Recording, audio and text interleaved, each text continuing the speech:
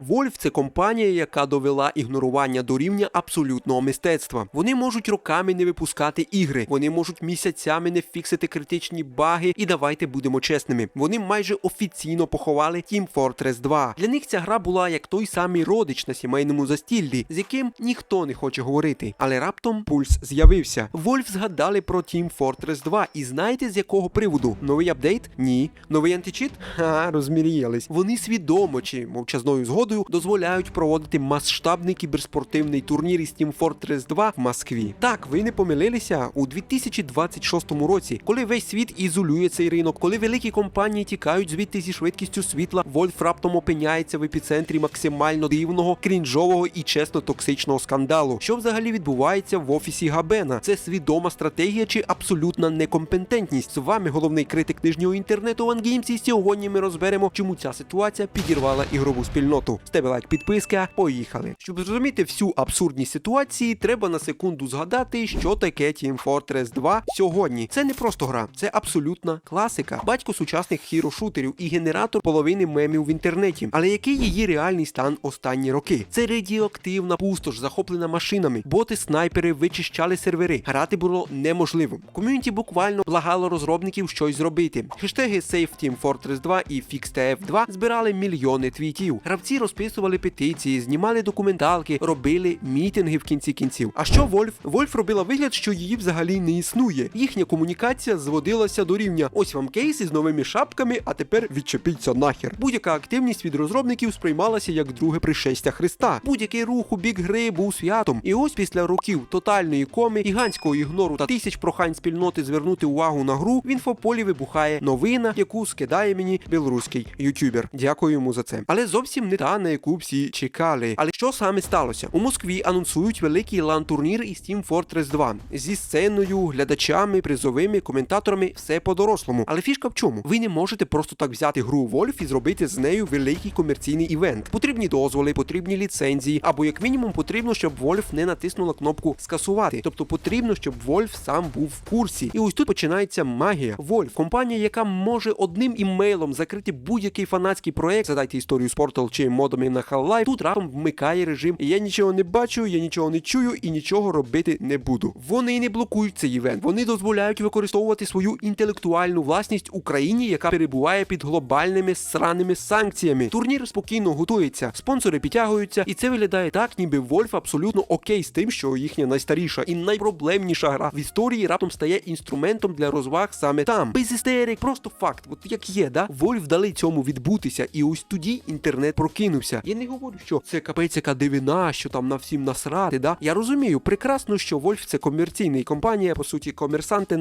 справжні, яким, в принципі, начхати. Але сама суть, те, що вони зробили, там факт, є факт, і ви його, на жаль, чи до щастя не відклоните. Я обожнюю Second Life RP. Давай чесно, хоч раз ти хотів пограти у GTA, але щоб усі дії відбувалися в Україні, та ще онлайн з іншими гравцями з України. Тепер ти маєш таку можливість. Second Life Roleplay з дивовижними івентами вже чекає на тебе. Це цілий світ із українських міст, де є безмежні можливості. Ставай депутатом Верховної Ради чи бандитом, а це не одне й те ж саме. Почни грати безкоштовно. Посилання та мій особистий промокод для отримання подарунка на початку гри в описі. Введи мій промокод на початку гри, і він дасть тобі 30 тисяч гривень та 1000 XP, що відразу дасть перший рівень. Необхідно згадати, що всі посилання на гру знаходяться в описі. А ще тут є озвучення найпопулярніших українських медіа. Ну все, ти точно зрозумів, куди потрібно зайти після ролика, який промокод обов'язково використовувати. Ти ж мене любиш, так? Посилання в описі. І тут почався абсолютний чистий неконтрольований хаос. Reddit вибухнув так, ніби хтось кинув гранату в кімнату з піротехнікою. Ви заходите в трейди, а там просто битва титанів. З одного боку гравці, які пишуть: ви,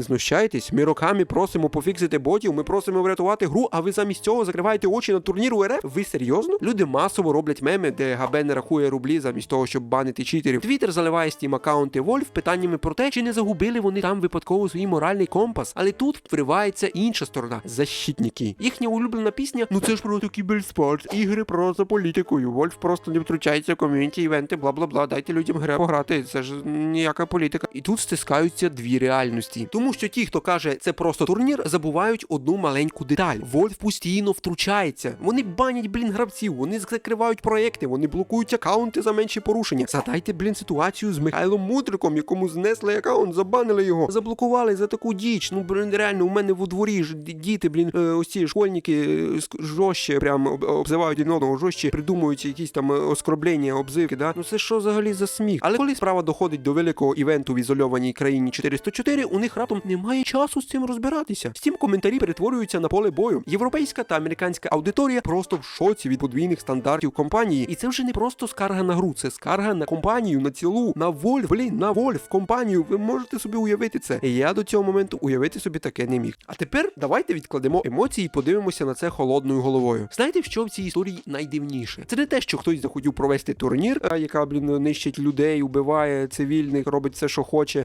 ну, максимально жорстко порушуючи правила ведення війни і так далі. Я розумію, прекрасно, я казав один дуже класний мужик, всім насрати на нас. І це, на превеликий жаль, правда. Але найбільше, знаєте, що найдивніше, це те, що наскільки взагалі непослідовною є поведінка мільярдної корпорації. Я не збираюся кричати, що Valve це корпорація зла, яка всіх продала. Ні, проблема глибша і тупіша. Проблема в тотальній катастрофічній корпоративній апатії. Valve опинилася в ситуації, де їхня улюблена тактика просто мовчати зіграла проти них. Коли ти роками мовчиш про стан своєї гри, а потім раптом мовчиш, коли твою гру використовують у такому странному контексті, це мовчання перестає бути нейтральним. Воно стає позицією. Репутаційні ризики, для них це поки що смішне слово. Але реакція людей абсолютно логічна. Геймери не дурні. Вони бачать, як інші компанії по типу Riot, Blizzard, та, блін, Ubisoft, прости господи, EA навіть, чітко артикулюють свої правила гри. А Valve діє як підліток, який сховався під ковдру і думає, що якщо він нікого не бачить і не чує, то його теж ніхто не бачить. Дозволяти такий турнір зараз – це плювок в обличчя тій частині ком'юніті, яка дійсно переживає за гру. Це виглядає так: нам плювати на гру і нам плювати, хто йде в неї грає. Головне, не чіпайте нас. І саме це найбільше й дратує. Тобто ви, блін, зараз дозволите в КНДР грати, да? Ви дозволите грати в Ірані?